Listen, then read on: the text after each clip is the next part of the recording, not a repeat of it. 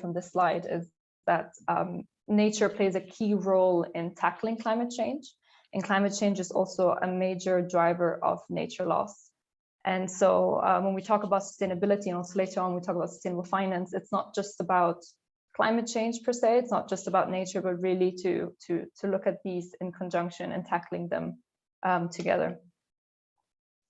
Also, another key point are that environmental risks are perceived and seen as the biggest global risks at the moment. So this was from the World Economic Forum, the Global Risk Report, which they release every year.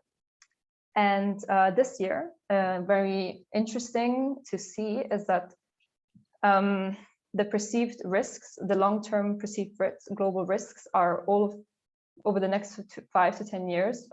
All the first 5 of them are all environmental, and the first one being climate action failure. So this is all also people from the economy and business really being aware of these reports and being also contributing towards it, just to also understand how it's really part of the whole economic debate.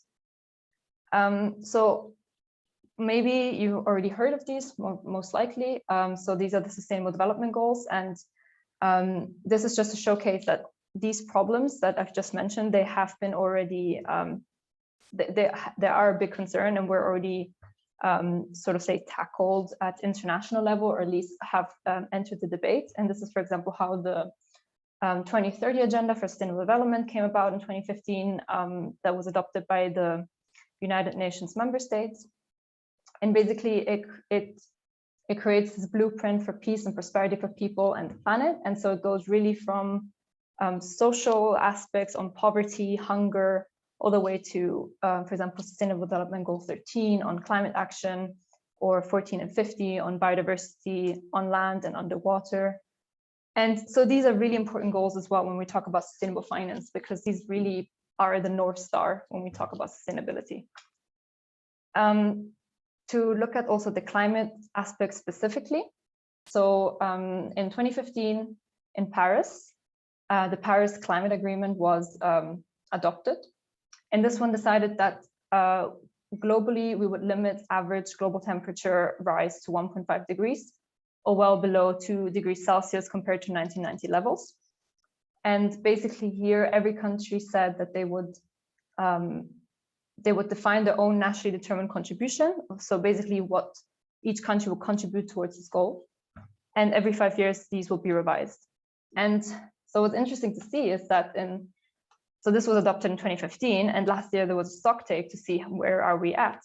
And we saw that currently we were on track. So this was July 2021, almost a year ago, that we were on track for an estimated end of century temperature of 2.7 degrees Celsius. So well above the 2 degrees Celsius, which was the upper limit, which actually well below 2 degrees Celsius was the upper limit. So we're really off track, despite obviously improvements that may have been. On the same note, so so in October 2021 and also now upcoming in April 2022, parties to the UN Convention on Biological Diversity will meet to determine the post-2020 Global Biodiversity Framework. So the way to understand this Convention on Biological Diversity is kind of somewhat the equivalent of what was behind the Paris Climate Agreement. So in this post-2020 Global Biodiversity Framework is sort of the biodiversity, sort of goal setting that is for biodiversity as the Paris Climate Agreement was for climate. And all the commitments were made in 2010, but as we can see, and as you saw from the previous slide, biodiversity has further declined over the past decade. So now the ambition is to have a new biodiversity framework in order to achieve the vision of living in harmony with nature by 2050. And most likely, the framework will aim to halt biodiversity loss by 2030 and achieve recovery by 2050.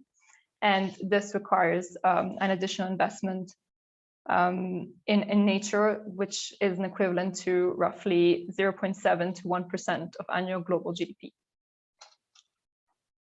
So this is kind of now where the whole finance aspect comes into it. And actually in the Paris Climate Agreement, it's explicitly mentioned as well in the agreement that it is expected that financial flows align to that 1.5 degree or well below 2 degrees Celsius. The hope is also that this will be part of the post-2020 global biodiversity framework. But regardless, in order to achieve these goals that we've set out, finance is absolutely central, because we have to transition from our current infrastructure, from current way of doing business to a new way of doing business. And this transition requires the capital to make it happen. And currently it's estimated that 5 to 7 trillion US dollars a year are needed to achieve the Sustainable Development Goals by 2030. The vast majority of these investments are needed in emerging markets and developing economies, because much of their infrastructure is still not, they kind of have to do the leap jump. So a lot of developing economies are building up to what the developed economies did, which was very much based on unsustainable activities, for example, fossil fuels. And so that there, the infrastructure change is much greater. And at the moment, public finance alone will not meet these requirements. And so that's really where the role of private finance comes in. So we need all finance, private and public, to be directed towards sustainable development goals. And I will dive into it now, going into sustainable finance with all this backdrop of the various agreements which really make up the framework of sustainable finance. So what is sustainable finance? So there's various definitions of that, but generally it refers to the process of taking account of environmental and social considerations when making investment decisions, leading to increased investment in longer term and sustainable activities. When we talk about environmental considerations, we refer to climate change mitigation and adaptation. And also and the environment also more broadly, and the risks that stem from that, for example, natural disaster. And social considerations refer to topics of inequality, labor relations, investment in human capital and communities. And governance, so you may, some of you, for those of you who've heard of sustainable finance before, probably also see a lot this ESG, and that stands for environmental, social, and governance. And governance here also standing for public and private institutions, or the management structures of organizations, the employee relations, the executive pay, and all these aspects. So oftentimes when you look at sustainable finance, ESG is one of those key acronyms you will probably regularly confront yourself with. And so, yeah, so actually in the last year, sustainable finance has been growing. So here in these charts, you can see the growth in sustainable investments over 2016 to 2020 and in the various countries. So yeah, there's definitely, I mean, you can see from 22.8 trillion to 35.3 trillion. So over the time span of 4 years, so really has gained momentum. One thing that has to be taken with a grain of salt is that whenever we call sustainable investments, up until recently, and only also in certain countries, there's no concrete definition of what is sustainable. So basically, many different things can be classified as sustainable investments. But what really is a takeaway here is that there's a growth and there's momentum and there's interest in sustainable investments. Yeah, and there's various financial tools that are gaining traction. So, for example, looking at bonds, so sustainable bonds or green bonds have really become very demanded, as you can see here on the bottom figure on green bonds issuance.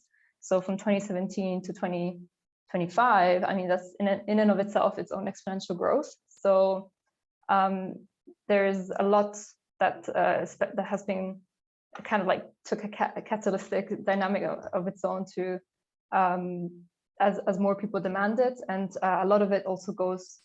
If you look at, for example, the use of proceeds from these bonds, a lot of it go in environmental topics, be it renewable energy, green buildings, clean transportation. So yeah, so there's really growing interest for it. Same here, I guess it's the same on the flip side as well, not just in the private sector, but also for policymakers. So policy instruments have also gained a lot of traction. For example, in December 2015, the G20 Financial Stability Board established an industry-led climate risk disclosure task force. In March 2018, you had the EU publishing its bold action plan, which maybe some of you heard of, which is really often referenced in sort of sustainable finance policy. And in 2018, April 2018, the UK Sustainable Finance Task Force issued a 10-theme package on sustainable finance. So really, there's a lot of policy that kind of matches this momentum in the interest for the private financial products that relate to sustainability. And also, there's many initiatives that are really hard to keep track of. And these also, most of them started off with the more climate-centric focus. So, for example, one that I can highlight because I engage with a lot in my own work is the network, the network for greening the financial system, which is a network of central banks and financial supervisors from the world that are coming together, acknowledging that climate change poses a risk to financial stability and is also a source of financial risk.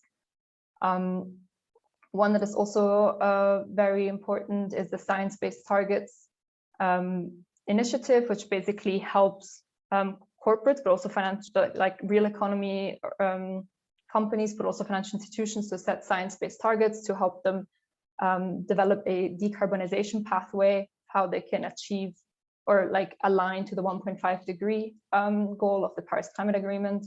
So really there's many initiatives upcoming, and not just in the climate space, but also in the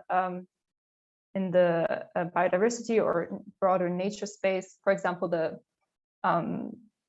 sort of the sister initiative of the Science-Based Targets initiative is the SBTN, which is actually not listed here, I think, but anyway, they also are setting science-based targets for financial institutions as well that relate to nature, but it's still in its infancy compared to the SBTI.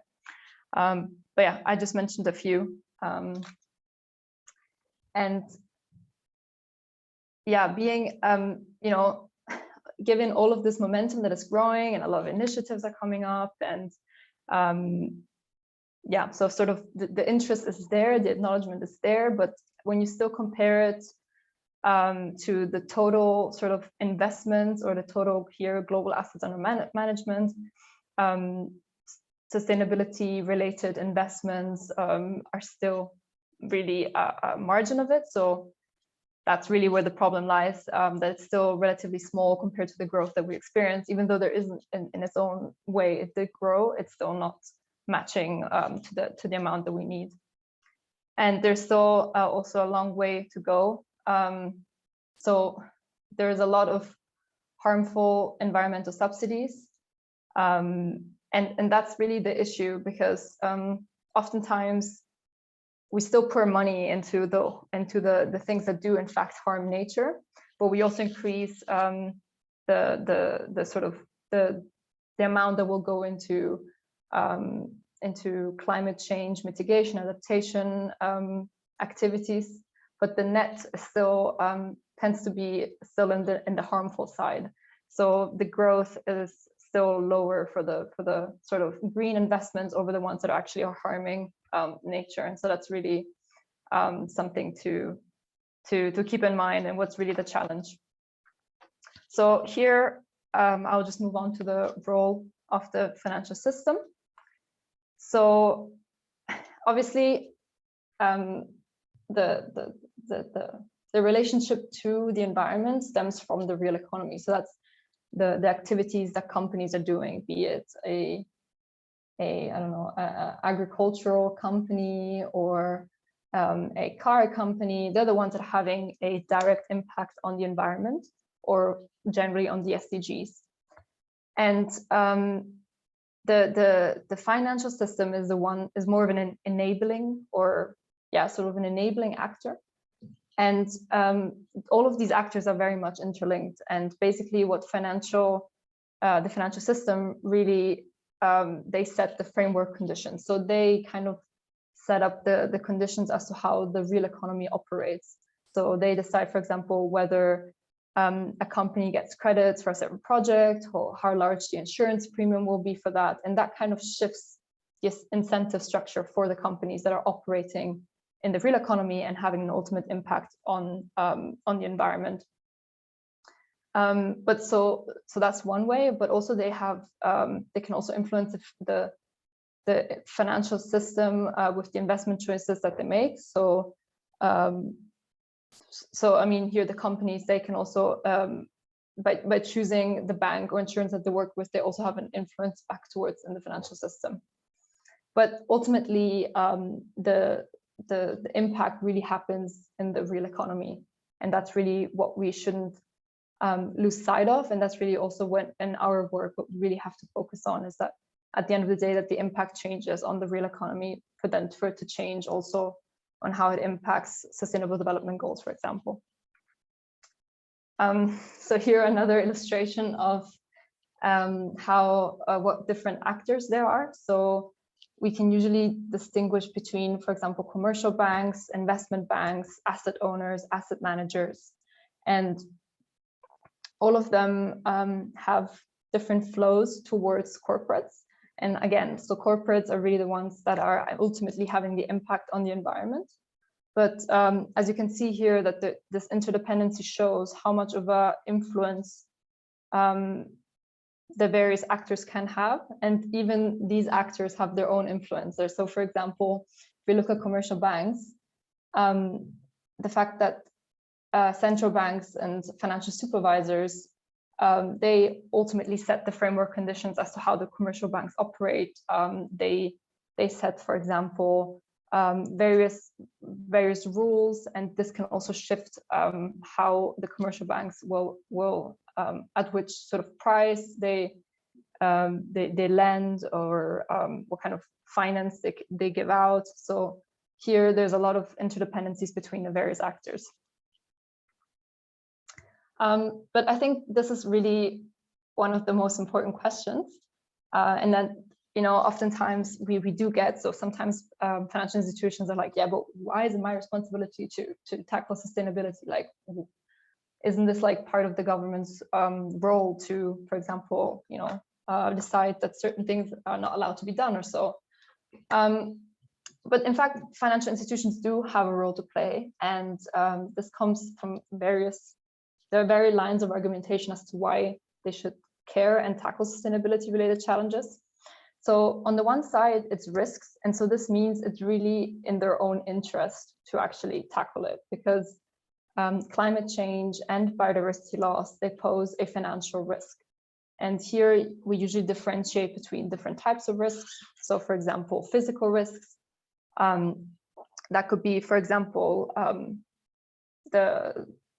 imagine how houses, and they're close to a river, and there's, due to climate change, there's more likelihood of flooding, and these houses get flooded, and this might impact the value of this house, and this can also then impact the collateral that this house may be used for in certain cases, and this means that it will actually impact the balance sheet of the bank.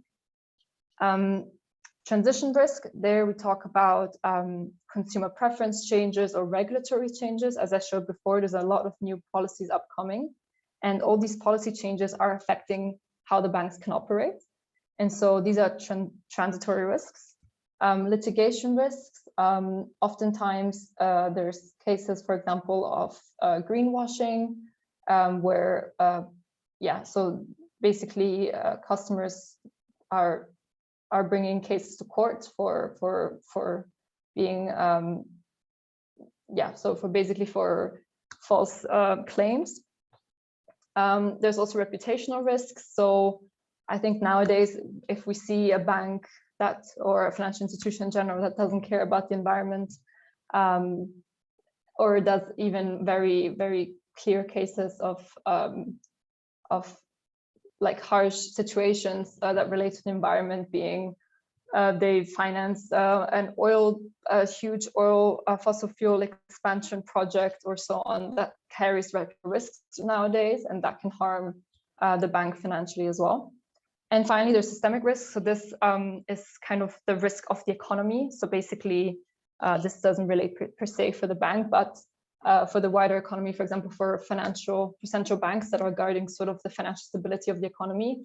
All of these risks coming together can pose a systemic risk that there might actually be a collapse of the economy. Then pressure, this kind of we see nowadays a lot. So there's pressure from various stakeholders. So from society, for example, there's the climate strike movements or the Fridays for Future. And here we really see how banks are really coming more and more under the spotlight. And so they kind of are forced to start, responding, caring about sustainability issues and making changes. Obviously, there's also regulatory pressure. The financial regulators themselves are also adapting their expectations. They're also making, in certain countries, for example, sustainability reporting specifically to climate is like climate-related risks is becoming mandatory. So they'll have to, adapt. And if they start to disclosing the risks, they might also have to start mitigating them, as that might also come across badly if they have like very high exposures to climate change. And so this is like one side, but the other side of the same coin. So when we talk about it being in their own interest, is that it's actually an opportunity.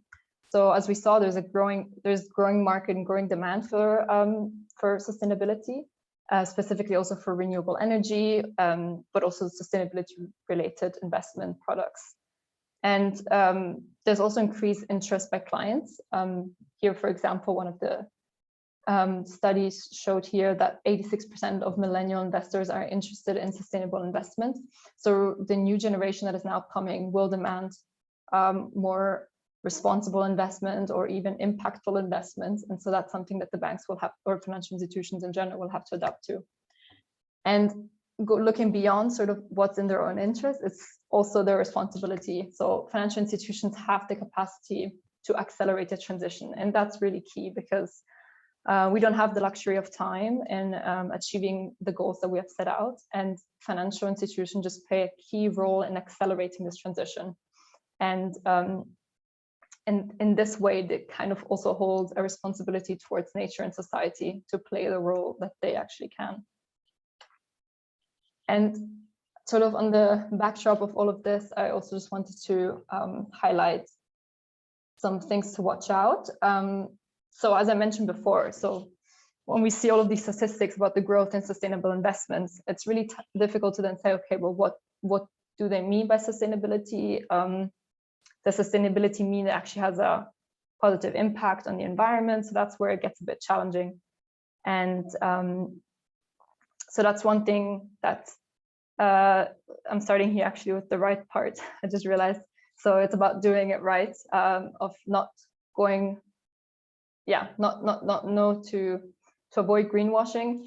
And greenwashing is really, obviously, sometimes it can be intended, like certain financial institutions might willfully say they're doing green things and not actually doing it. But sometimes it can also be that because we lack a definition of what is green, that's how there's a high risk of greenwashing, because it's unclear how to actually match a definition that is still in certain places non-existent. So this is really, I think, what I wanted to give out here. And I already mentioned about the urgency to act. So a lot of sustainable investments, for example, are very passive in the sort of, we consider environmental and social and governance factors and so on, but they're just very neutral and not very actually thinking about, okay, how, like, we need to align to these global goals, and how are we going to do that, and how do this consideration of these various factors fit into aligning to this goal, rather than just considering it, but not really having a clear goal in mind. And I think that's really something where sustainable finance is kind of a double-edged sword, because it really is key and sort of help us transition towards achieving these goals. But for that, really, it's the key to understand the urgency to act, and also to have consistent action throughout. So yeah, that would be my input on the sustainable finance aspect. And now I'm just going to share a little bit more about the sustainable finance team here in WWF Switzerland, but also globally, and what we do on the topic of sustainable finance and how WWF is really involved in this topic, and what our contribution is towards sustainable finance. So we in 2020, I believe it was, we published a vision. And that was that it was called Leading Transition to a Greener, More Resilient Economy. So what we envisioned is that financial flows managed or controlled by Swiss financial institutions align with a transitional pathway to achieve net zero greenhouse gas emissions and fully recover biodiversity by no later than 2050. And to achieve this goal, we expect that all new and renewed financial engagements need to prove from 2030 onwards that they cause net zero greenhouse gas emissions and restore and enhance biodiversity. So this is what we set out, obviously in the context at the same time, back in 2017, when the BAFU, the Bundesamt für Umwelt, which stands for the Federal Office of the Environment in Switzerland, they did sort of a assessment of the financial sector, and back then they estimated that the Swiss financial sector invests in an economic system which contributes to a global warming of 4 degrees to 6 degrees Celsius. So if you recall the Paris Climate Agreement, we're way off track. So this is kind of the context that the WWF Sustainable Finance team is operating in. And so the way that we want to approach the situation and how we want to contribute to it is, so we have our vision that I kind of read out just a second ago. So to make the financial system lead the transition to a greener, more resilient economy. And to do that, we have 3 pillars in our team. So we're actually a growing team, and each one of us kind of part of a different pillar. And so these 3 pillars are, on the one hand, to engage directly with the financial sector. So here our focus is on retail banks and insurance companies. So we are working with them to ensure that their strategies, core business, and product offerings are in line with climate and biodiversity targets. Then we also engage with financial market regulation. So here it's about, on the one hand, it's about the individual action to enable that, but also to support the framework conditions, because if the framework conditions are made conducive for financial market players, to sort of, if the incentive system for them is set out to actually engage more sustainability, then we can even accelerate this transition even faster. So here, that's why we're also working with the financial, with sort of the policy framework. And the third pillar is solutions. So here we engage in developing new solutions and guidance of existing solution to support the transition to a greener and more resilient economy, which means that we develop concrete tools, for example, of how to measure, for example, biodiversity in a portfolio, in a financial portfolio, biodiversity risk in a financial portfolio. So these are kind of the activities we're doing. So this is kind of the sustainable finance team in Switzerland.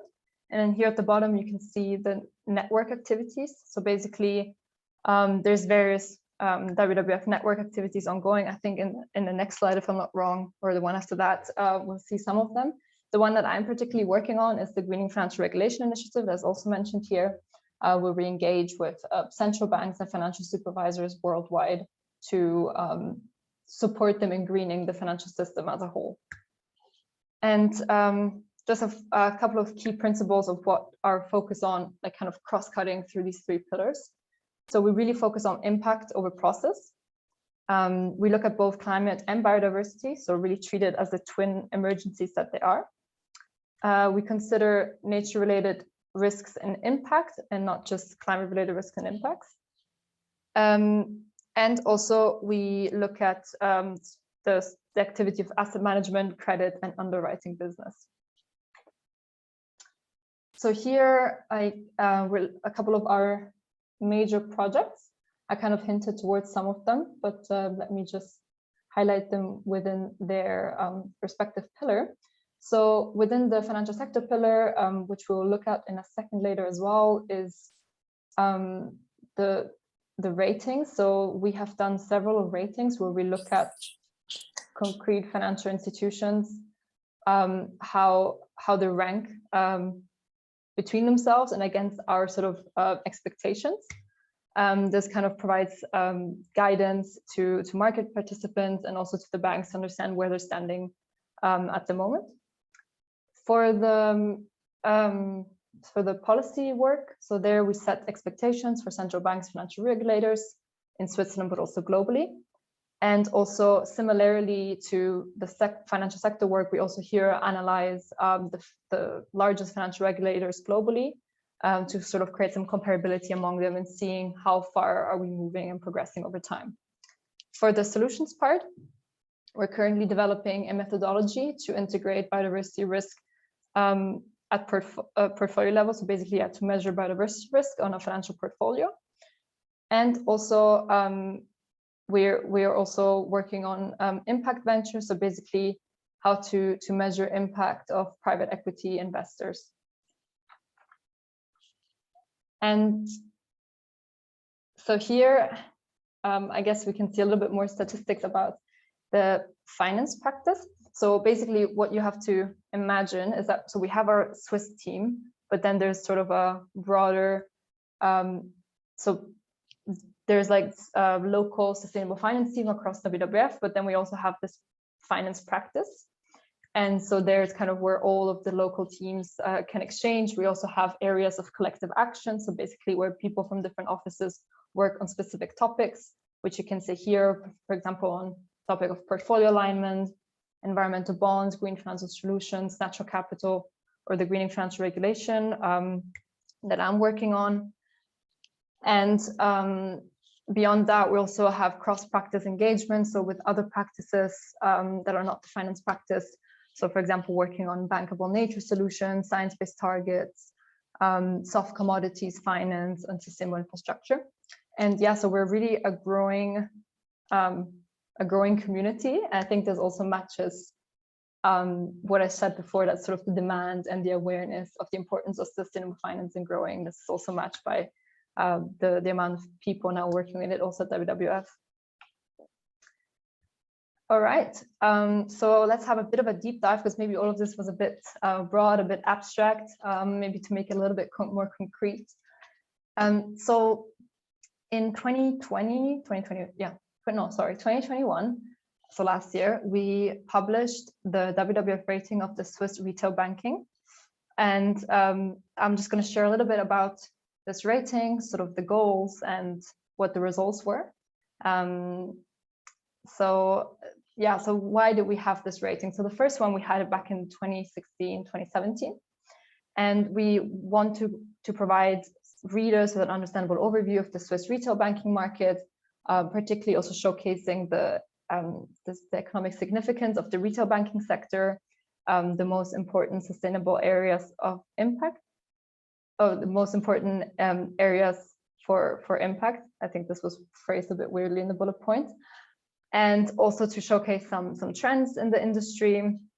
And I think also this why it could be interesting for you is because we wanted to, with this, help clients understand their own retail bank, and also see how maybe maybe they found out something about this retail bank that they didn't know before, and maybe are interested in seeing what other retail banks are doing. Not to say that they need to change, and I think we'll come back to it later about what you can do, but still it's kind of to support readers to understand the activities within the retail bank.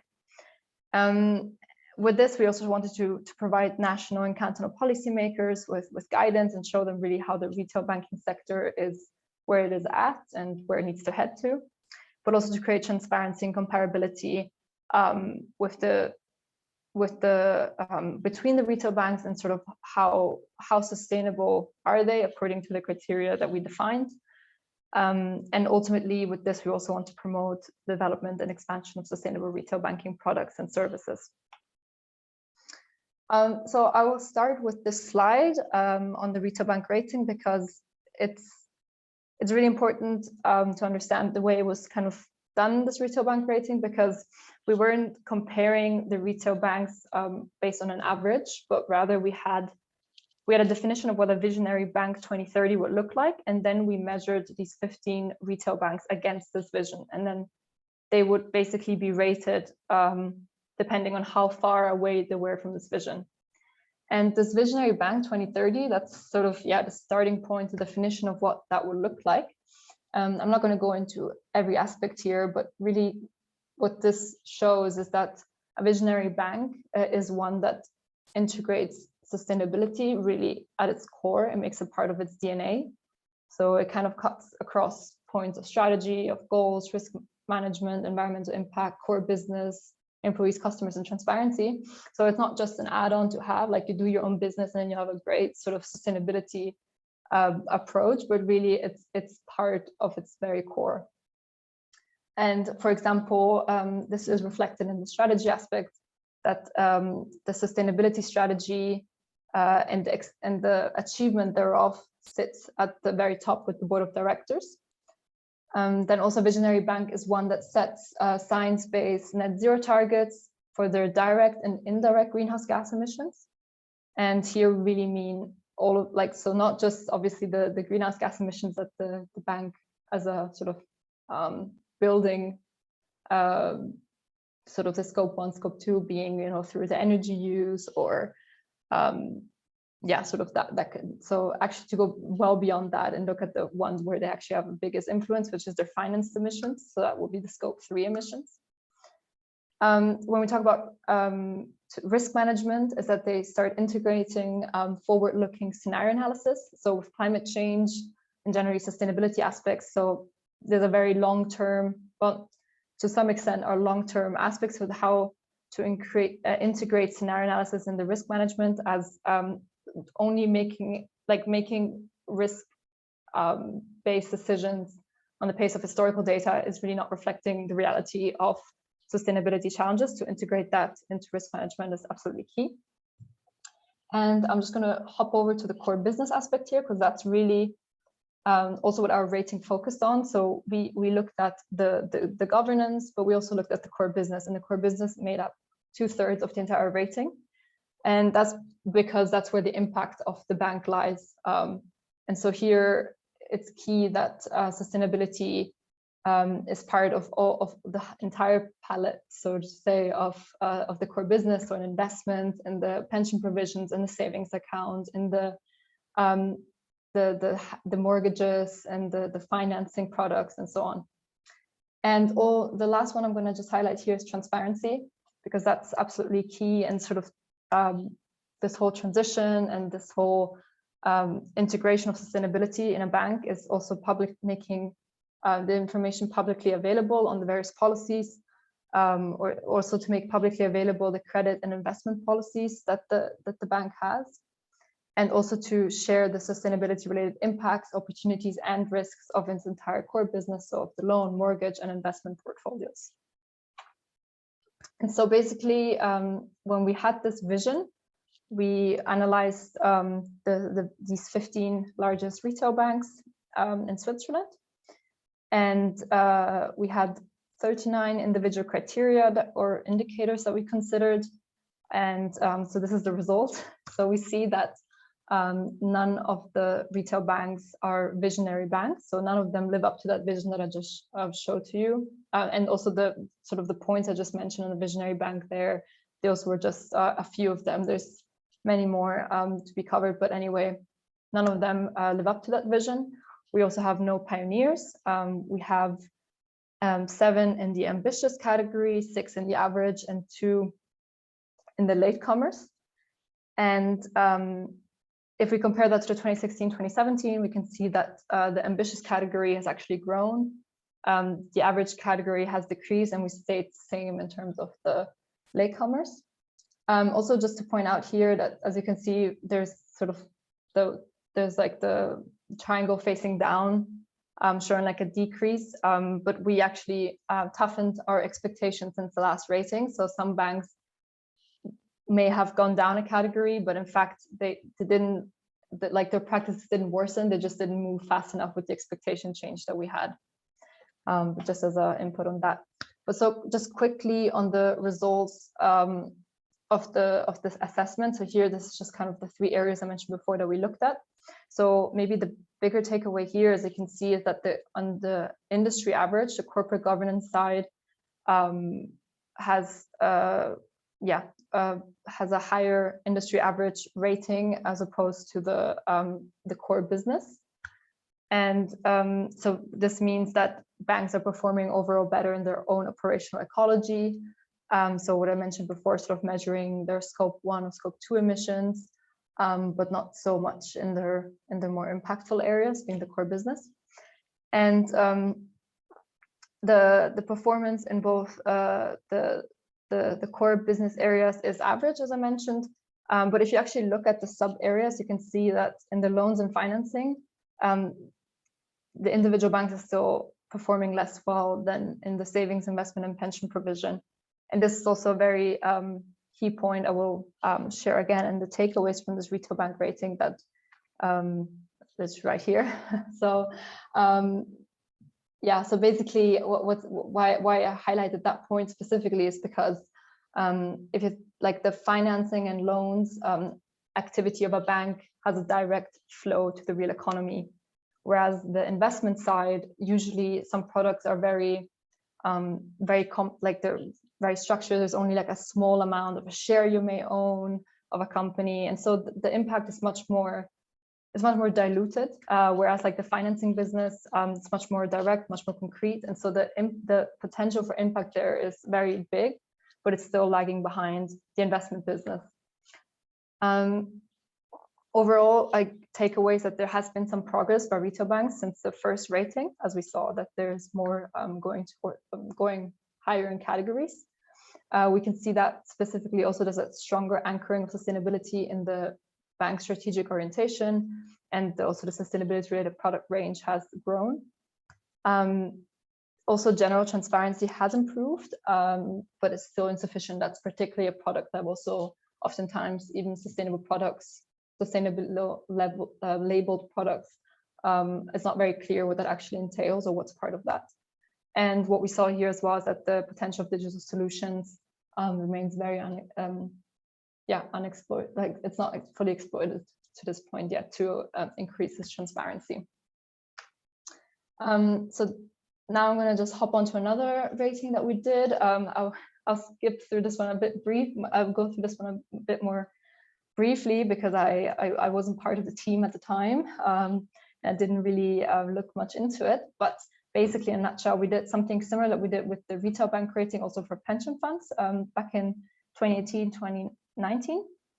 And there we also analyzed we wanted to compare the sustainability levels of the 20 largest Swiss pension funds.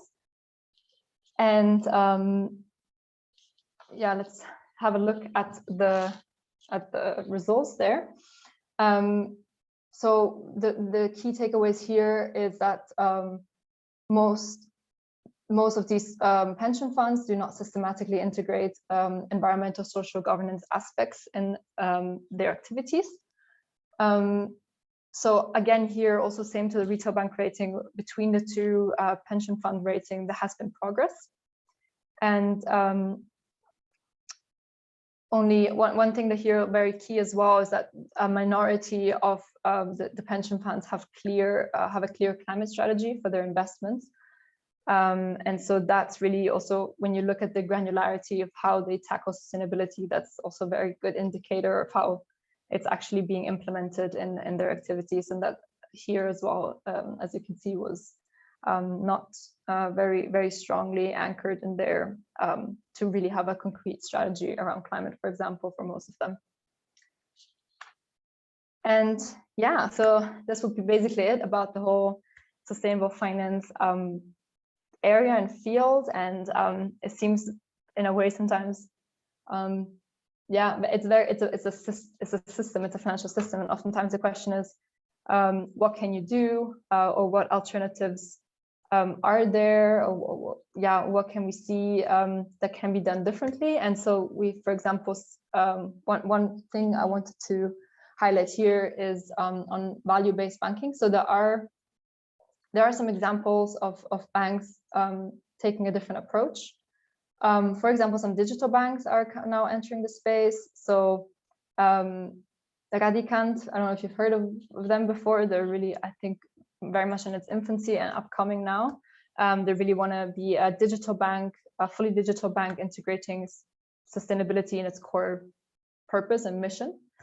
Then there's this other bank called Tomorrow, which I think is based in Germany.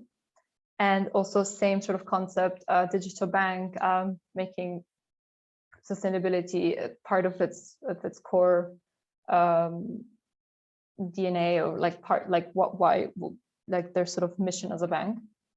And here in Switzerland, so there's also some banks or solutions that you may have heard of. For example, the Alternative Bank Schweiz. So they're very, very strong in, for example, promoting sustainable agriculture. That's some of like a key solution that they have. In Jova, they kind of do they're an asset manager that offer investment approaches that enable investors to back companies whose value match their own. So they have the sustainable investment solution, but also they now offer the pension provision, so the Pillar 3A. So yeah, I think I'll just leave it at these two as the key, some examples, just to make sure I'll keep in time. And yeah, so as I mentioned before, it's a very systemic sort of, well, it's a big system, a financial system. And so sometimes the question is, okay, what can I do as an individual to influence the system? And there's definitely some things you can do. And one of them is to engage with your bank. So actually just, asking your bank about their policies, asking about if you're interested in a product, asking them, okay, what does this product entail, or what does sustainability mean here? Or so just asking these questions has a big impact on them, because they do then realize that there is pressure and that they need to be more transparent, or that they need to change their products to adapt to these new demands. Equally, this goes with your pension fund. It also, being vocal is also a strong, not to be underestimated. For example, being vocal via public groups, that could be, for example, to be part of a strike, but also to just be active politically if possible, or to influence people in politics, because they also set the framework conditions, and that also is very, very key for the financial sector to move. And also very simple, just to talk to your family, friends, and to your own network, and to start a conversation, to share experiences, to ask questions, and talk about what you can do. And one way to shape the sustainable finance sector, but also beyond that, of how you can be part of enabling the transition to a more sustainable economy. I believe, yeah, this was the last slide. Thanks for bearing with me, and I'll be happy to take any questions if there are any. Thank you, Caroline. Yes, we have several questions. We'll start with Philip, that asks, do you do the Swiss Retail Bank rating every 5 years or more frequently? That's a good question. We don't have a set time, actually. Yeah, I mean, so we've done only 2. So there was like a 4-year gap between these 2. So it's always a question of resources, because these ratings are always very resource intensive for both the banks themselves and WWF. And so I think it could be that there could be a rating before that. I can't say, I don't know myself, but it's not set that it's in 4 years. I think the minimum would be, but maybe ideally it would be even a bit before. But obviously we try to strike a bit of a balance anyway, because, for example, if you do it too frequently, the time it takes to fill out the rating, by that time some changes have been made and you would do it again, and then maybe between that time and the time do it again, nothing has changed, with too little time between these 2 points. So yeah, I think there is no set time when we do these, but there's several reasons as to why it's been a 4-year gap. But the demand is growing, so maybe it will be less time until the next one. Okay, and the second question is, any pointer tips how I as a client can distinguish between greenwashing offering from well-founded ones? Sorry, can you greenwashing of offerings from well-founded offerings? Okay, yeah. Yeah, it's a tough question. I think, yeah, it's very difficult to say that. I would say general rule of thumb, if you know, if it's something is like sustainable, like let's say it's a sustainable investment product, but then there's no sort of explanation as to what that means, that would for me be a bit of a red flag. So the more, at least more transparency, the more concrete, like what this entails, and also maybe showcasing the limitations of this approach. So being wary of this. There are, I mean, I'm guessing offerings, you then referring to products, financial products. Yeah, in Switzerland, that's a bit challenging because we don't have sort of a definition of sustainability, like, for example, in the EU with a taxonomy. But just generally, it's difficult to say, but if it's too vague or too broad, I think that's a clear sign that you should engage with the bank more, or understand what's behind it, to really see. But it's difficult to draw the line and say what is and what isn't greenwashing. But also just, yeah, just looking for more information. And I think that would be my bigger takeaway. We also have on our website, we have a guideline for clients engaging with their banks, and so kind of the questions that you can ask, sort of as a aid. So maybe I can share the link on that. Yeah, and that could maybe also be a support. I hope this answers the question. And the third one is from Georgie. It says, are there any plans or initiatives with which the government will stimulate sustainable investment over traditional or crypto?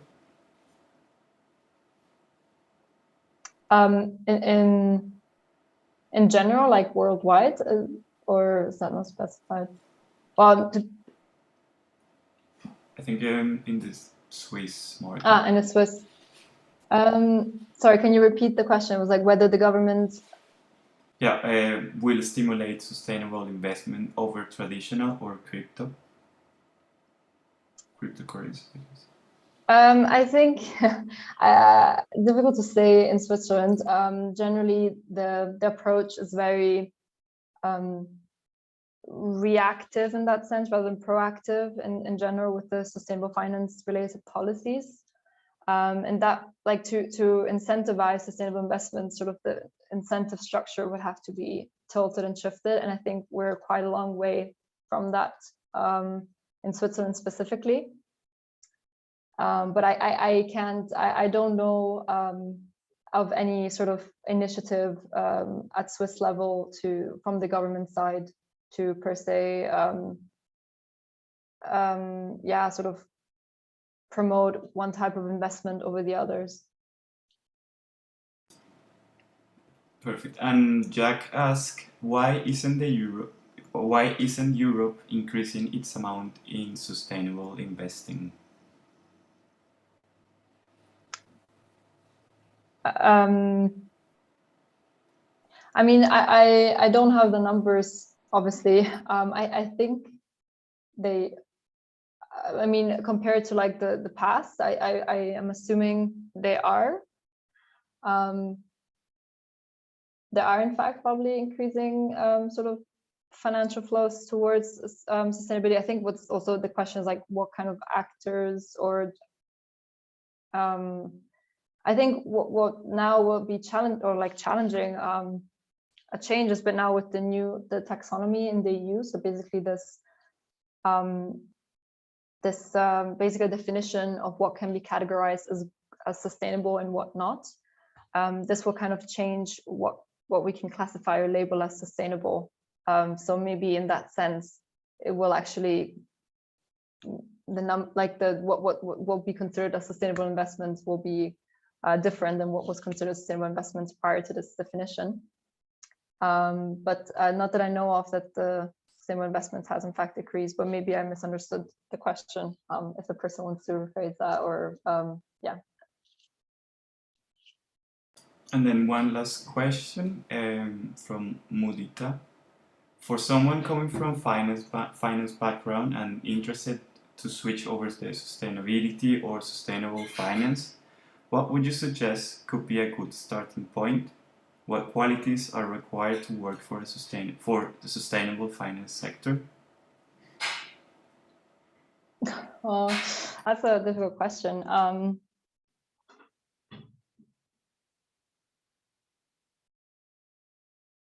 So, I mean, where to get started? I mean, there's plenty of literature on sustainable finance, or also coming from WWF, which I think can be a good introduction, especially because WWF's we represent the sort of the science basis of the environment, and also integrate that with the financial sector. So I think a lot of reports that we have published, and there are really many. I'm also happy to share a link on that if there's an email that we can send to all the participants, of like reports like on various levels, kind of focusing on the more solutions aspect, the financial sector, and the financial regulation aspect.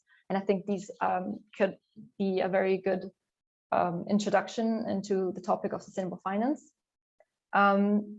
Beyond that, I think it really depends. There's a lot of learning by doing, I'm sure, and I know that certain financial institutions are also picking up, to integrate sustainability within competence centers within the banks themselves or financial institutions. So there's a lot of, it's a steep learning curve with this, but I think it's depends on the person and the kind of backgrounds you have. I know that there's also lots of sort of trainings or certificates of advanced studies on sustainable finance also here in Zurich. So I'm sure these can also be very useful to progress in it. But yeah, I hope I was able to provide some useful input on that. Thank you very much, Caroline and Sophie. Yeah, I think, well, for those questions that weren't answered, Caroline, if you agree, we can send them to you, and Fee as well. Maybe you can come back to us with maybe a bit more of a detailed answer, and we'll send them after the webinar with the link to the YouTube video. If Caroline, you're happy with that? Yeah, that sounds great. Happy to do that. Amazing. And just to close, like some closing remarks, I just wanted to say, Caroline, thank you so much for coming today. I know it was a short notice and, it was a last minute thing, but I'm sure everyone agrees you did great and it was super interesting. I think it's a very complex topic, but with all the information that we have, I'm sure that all of us are going to come out today with a better understanding of what it is. And then I also wanted to thank Anna, Jairo, and Marina, who helped organize the webinar and are part of the Zurich board for international volunteers for WWF. Marina posted, I think, a link to our survey. So we kindly ask you if you can complete it. It's very quick and it also helps us know what kind of events you're interested in and adapt to you as well. Again, you can contact us, you can connect with us on social media, Instagram, Facebook, LinkedIn, YouTube, where we just post regular updates of what we're up to. And you can also find our events and pictures of them. And then just before leaving, the upcoming event that we have is called Swap Your Greens. So that's happening here in Zurich for those who live here, not too far. And it's on the 30th of April. The time is to be confirmed, but we will be swapping plants and also seeds. There's going to be different stations where we're going to get an introduction about biodiversity and its importance. And then you'll be able to swap your plants, seeds. If you don't have any, they'll provide you with some. And you'll also have a station where you can plant those seeds. So we're looking forward to see all of you there. We'll post the event on Meetup soon. And yeah, I think that's it. So again, thank you so much to everyone who attended and took the time, and to Caroline, Anna, Jairo, Marina as well. And good evening, everyone.